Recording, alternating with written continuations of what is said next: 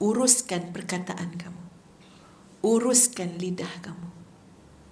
Ini hikmah dia terlampau besar, sahabat-sahabat semua. Ustaz ingatkan yang ada Batman, Superman, apa lagi? Spiderman. Rupa-rupanya kat dunia ni ada satu man lagi, namanya Bahagia Man. Allah telah memberi kita formula yang sangat hebat. Apa dia? Jangan bercakap. Jaga, uruskan lisan kita. Setuju tak ni tuan puan sekalian? Ini kita cakap pasal Sayyidah Maryam, tapi kita nak tengok, ya, kita nak reflectkan semua pengajaran ni kepada siapa? Kepada kita dalam dunia kita hari ni. Tengok macam mana Allah perintahkan, sesusah-susah, sesulit-sulit masalah, Allah tak bagi, jangan cakap. Kalau kita fikir cara apa? Cara otak kita lah, baik kita menjelaskan, betul tak? Panggil semua, bagi saya mic, saya nak menjelaskan. Kita pun jelaskanlah. Tapi Allah bagi satu formula yang sangat hebat. Kamu jangan bercakap. Senyap. Uruskan perkataan kamu. Uruskan lidah kamu. Ini hikmah dia terlampau besar, sahabat-sahabat semua. Berfikir, patutlah masalah aku tak selesai, aku bercakap, ya kan? Kau fikir apa sebenarnya? Serius sahabat-sahabat semua. Allah bagi kita formula, uruskan perkataan kamu. Kenapa? Apa hikmah dia tuan-puan sekalian untuk uruskan perkataan? Pertama, yang keluar ini menggambarkan dalam kita. Orang tak tahu dalam kita selagi tak bercakap. Setuju tak? Orang tak tahu luar dalam kita selagi mana tak nampak reaksi luar. Kalau tidur je, siapa dia tahu dalam dia apa? Tapi satu perkataan yang kita sebut, itu menggambarkan kat dalam. Satu perkataan, jangan kata 5 perenggan. Satu perkataan yang kita sebut. Betul tak tuan-puan? Ya? Ini cerita je lah, seluruh je lah, cerita. Jujur je lah Ustazah cerita. Ustazah sakit hati dengan Ustaz. Ustazah nak panggil dia apa? Masa tu tengah marah sangat. Marah. Ini Ustazah manusia biasa ya tuan-puan. Tengah marah tapi nak bercakap. Nak panggil dia apa? Ustazah panggil Bahagia Man. Ustazah panggil. Ustazah panggil dia Bahagia Man. Ustazah kata. Ustaz simpan dalam perut dia rasa nak tergelak sangat.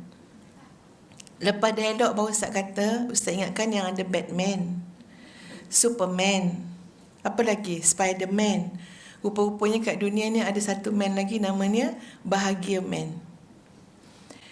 Maknanya satu perkataan yang kita sebut tu, dia menggambarkan sesuatu dalam hati kita.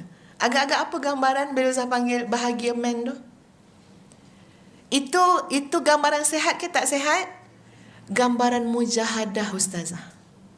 Ya, kalau fahamlah, gambaran mujahadah. Sebenarnya nak marah. Sebenarnya nak cakap yang bukan-bukan.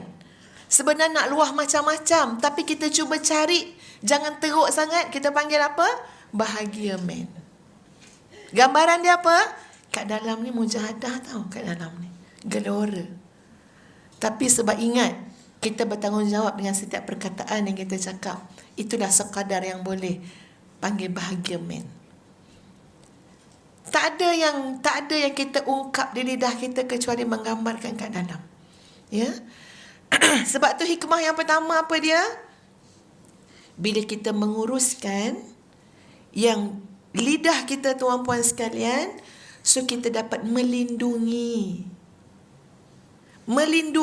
sesuatu yang ada di dalam. Sebab bila yang di dalam ni keluar dengan perkataan-perkataan yang kita sebut, untuk kita kontrol damage lebih payah. Lebih susah. Nak baiki apa yang keluar daripada perkataan sangat susah. Kalau pergi mahkamah, dengar orang bergaduh minta fasah ke apa benda ke dalam mahkamah, kebanyakannya bercakap tentang apa? Tentang perkataan yang telah diungkap dalam pergaulan rumah tangga mereka. Dia tu yang arif, macam-macam nama binatang kat zoo dia sebut. Bukannya dia berlakon binatang tu. Ada dia berlakon jadi binatang. Dia cakap je. Dia cakap. Dia sumpah seranah saya, kata isteri. Yang suami pula kata, dia cakap saya macam ni. Ini semua perkataan. Jangan main-main dengan perkataan yang keluar daripada lidah kita. Sekarang lagi canggih. Perkataan kita dalam bentuk WhatsApp. Betul sahabat-sahabat. Ini Allah bagi formula ni. Kamu uruskan apa saja yang nak keluar daripada diri kamu. Kamu bernilai. Kamu ni berharga. Jangan keluar perkataan yang jelek. Jangan rendahkan nilai kamu dengan macam-macam yang kamu tulis ke apa. Ini peringatan untuk kita. Maka lebih baik kamu buat sesuatu untuk Tuhan kamu. Inni nazartu lirrahmani sawma. Aku bernazar untuk Tuhanku, aku nak puasa. Di tengah-tengah masalah, di tengah-tengah ujian, buat sesuatu untuk Tuhan, untuk Allah Subhanahu wa taala.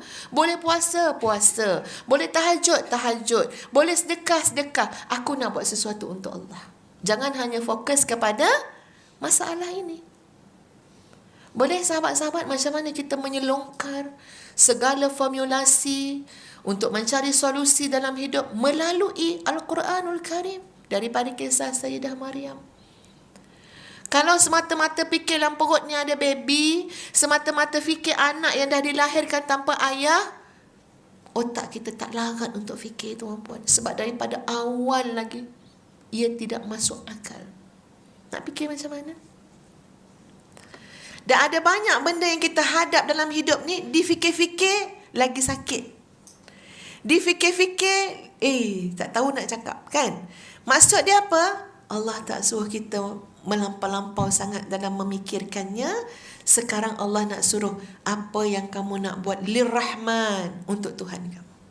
Kalau Sayyidah Maryam, Allah bimbing, Allah tarbiyah. Inni nazartu lirrahmani sawma. Aku nak puasa untuk Allah. Kerana Allah Subhanahu wa taala. Dengan manusia, aku tak nak bercakap sepatah. Yang kita ni lain formula kita. Kita ligat nguruskan yang dengan manusia. Sampai solat pun fikir manusia. Serabut solat kita. Sebab apa? Lintang pukang, kelibat-kelibat orang datang. Betul tak sahabat-sahabat semua? Kita dah jauh daripada formula yang sebenar. Sebab tu sakit. Sebab tu pedih, penat. Ustazah, kalau tuan-puan boleh buatkan nota, buatkanlah nota. Ya, Ustazah semua tak sempat nak buat slide supaya lebih manhaji, kan, lebih sistematik. Ini solusi daripada kisah Sayyidah Maryam. Pengurusan, tekanan, mengurus ujian dengan baik. Ujian kita tak sebesar yang berlaku kepada Sayyidah Maryam alaihassalam. Kita temui ramai ibu-ibu yang diuji dengan masalah anak-anak. Mereka mempersembahkan amal ibadah kepada Allah Subhanahu wa taala dan mereka kurang bercakap. Ramai kan kita jumpa mak-mak yang macam tu, ya? Kita tak dapat duga hati mereka. Kita tak dapat duga kehidupan mereka, ujian mereka, sebab mereka tidak bercakap banyak. Mereka tidak mengeluh. Makin banyak cakap, makin banyak salah, pasti. Ya? Tapi mereka gunakan masa yang ada, tidak lengah dan tidak leka dengan kesulitan dugaan. Mereka buat sesuatu lirrahman, untuk Allah Subhanahu wa taala. Ini memerlukan kepada apa, sahabat-sahabat? Iman. Kalau kita yakin dengan Al-Quran, kita yakin dengan apa yang Allah turunkan ini, sahabat-sahabat sekalian, kita nak buat. Aku nak buat lah, aku yakin mesti menjadi punya. Aku yakin ni, iman. Sekarang pakai iman, kan? Ini kita tengok balik ayat-ayat ni.